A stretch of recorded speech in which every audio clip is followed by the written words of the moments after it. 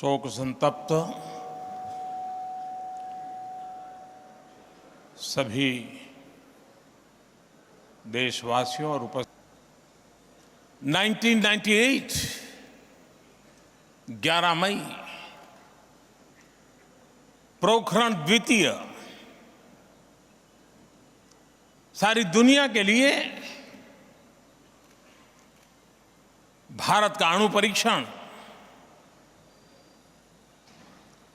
चौंकाने वाला था और हिंदुस्तान में भी दशकों से तैयारी हो चुकी थी, लेकिन हो नहीं पा रहा था। ये अटल थे जिसके अटल निर्णय ने कर दिया।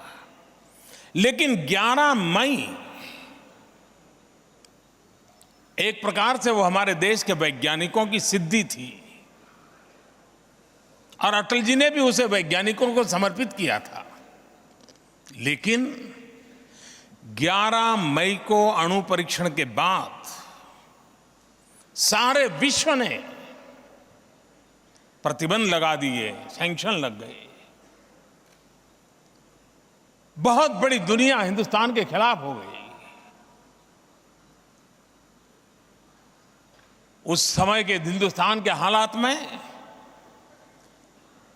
किसी का भी रुक जाना, ठहर जाना, झुक जाना स्वाभाविक था। लेकिन ये अटल थे। 11 मई को पराक्रम अगर वैज्ञानिकों का था, तो 13 मई को दोबारा उन्होंने अणु परीक्षण कर करके विश्व को चुनौती दी थी कि भारत अटल है, भारत झुकने वाला नहीं है। और यही सामर्थ्य होता है जो विश्व के अंदर भारत की अपनी एक पहचान प्रस्थापित करता है। आज उत्तराखंड हो, छत्तीसगढ़ हो, झारखंड हो, उन तीनों राज्यों ने राज्य पुनर्रचना कैसे होती है, राज्यों के बीच में विभाजन कैसे होता है, किसी भी प्रकार की कटुता के बिना, व्यवस्थाओं के अंदर अफरा तफरी के बिना एक उत्तम तरीके से राजनीतिक मर्यादाओं के बीच सबको साथ लेकर के निर्णय करने की प्रक्रिया। और आज देश नतीजे देख रहा है कि तीनों राज्य अपने बलबूते पर राष्ट्र की विकास यात्रा को आगे बढ़ाने में बहुत बड़ी भूमिका अदा कर रहे हैं। वाजपेयी जी के दीर्घदृष्टा नेतृत्व और कर्तृत्व का ये परिणाम था कि हमें हमारे सामने इन तीन राज्यों को हम पनपते देख रहे हैं, बिना कोई संघर्ष के, बिना कोई कटुता के ये चीजें चल रही है। छुआछूत के शिकार अटल जी की सरकार बनी, 13 दिन चली, कोई साथ आने को तैयार नहीं था। कोई भी राजनीति से डिग जाता, हिल जाता, रास्ता छोड़ देता। लेकिन उन्हें अपने आप पर भरोसा था, देश के जनसामान्य पर भरोसा था, देश की आशा आकांक्षाओं की, अपेक्षाओं की जो नब्ज थी, जिस पर उनकी पूरी ताकत से पकड़ थी, वे अटके नहीं, रुके नहीं। और जो कोई साथ नहीं चलने को तैयार था, देश की राजनीति में एक बहुत बड़ा बदलाव आया। और भारत जैसे लोकतंत्र में रीजनल एस्पिरेशंस को ऑनर करते हुए सबको साथ लेकर के चलने की प्रक्रिया को प्रारंभ हुआ। और आज देश उन दो दिशा में लोकतंत्र को मजबूत बना रहा है, जहां कुछ दल एक जगह पर इकट्ठे हुए हैं, कुछ दल दूसरी जगह पर इकट्ठे हुए हैं। लेकिन इसको सफलतापूर्वक पार करने का काम वाजपेयी जी के दीर्घदृष्टि के कारण हुआ था। अंतर्राष्ट्रीय मंच पर हिंदुस्तान कश्मीर को लेकर के जवाब देता रहता था। हर बार कश्मीर को लेकर के भारत को घेर लिया जाता था। ये वाजपेयी जी की दीर्घदृष्टि थी। विदेश मंत्री के रूप में काफी अनुभव था। विदेश के विषयों पर पार्लियामेंट में उनकी अपनी विद्वत्तापूर्ण बातें देश ने सुनी थी। जब उनको दायित्व मिला, उन्होंने बड़ी कुशलतापूर्वक विश्व के पूरे नैरेटिव को बदल दिया। कश्मीर चर्चा से हट गया, आतंकवाद चर्चा के केंद्र में आ गया और विश्व को कौन आतंकवाद के साथ है, कौन आतंकवाद के सामने है, इस प्रकार से दुनिया को दो हिस्सों में सफलतापूर्वक बांट करके सारी विश्व को आतंकवाद के मुद्दे पर भारत के साथ लाने के लिए वो सफलतापूर्वक आगे बढ़े।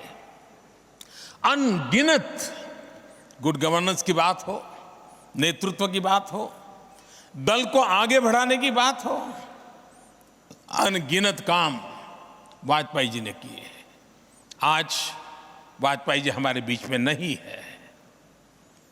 मेरे जैसे करोड़ों कार्यकर्ता हैं जिनको उनके साथ रह करके चलने का मौका मिला है, कार्य करने का मौका मिला है। उनके लिए खालीपन बहुत बड़ा है, लेकिन उनका पुण्य स्मरण करते हुए पल पल जिस प्रकार से वो जिए हैं, उसे जी करके हम उन्हें आने वाले अपने कार्यकाल के दरमियान हमें ईश्वर ने जितनी भी जिंदगी दी है, उस जिंदगी को, उन सपनों को पूरा करने के लिए, आहूत करने के लिए प्रेरणा मिलती रहे और हम उसको करें, यही सबसे बड़ी श्रद्धांजलि होगी।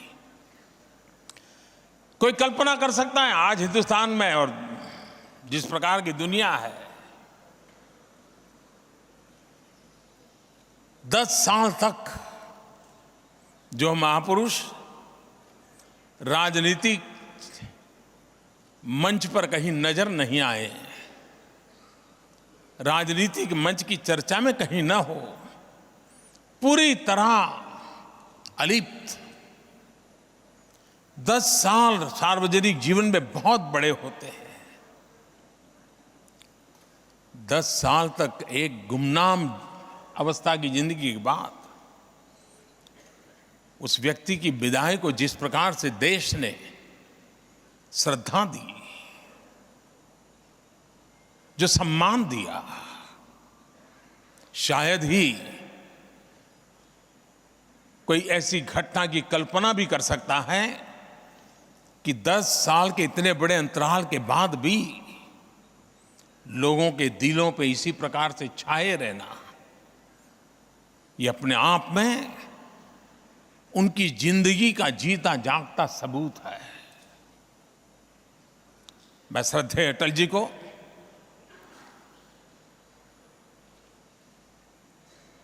श्रद्धांजलि देने के लिए शब्दों के सहारे ज्यादा कुछ कह नहीं पाऊंगा, लेकिन कल एशियन गेम्स में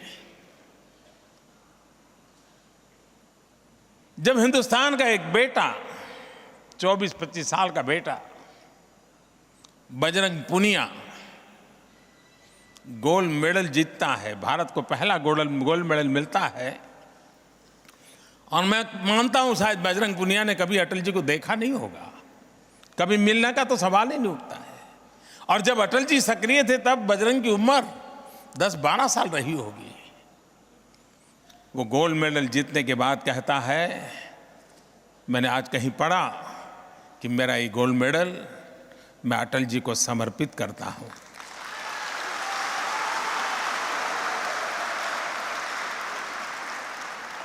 मैं समझता हूं इससे बड़ी जिंदगी की ऊंचाई और सफलता कोई हो नहीं सकती है, जो आने वाली पीढ़ियों को भी प्रेरणा दे रही है।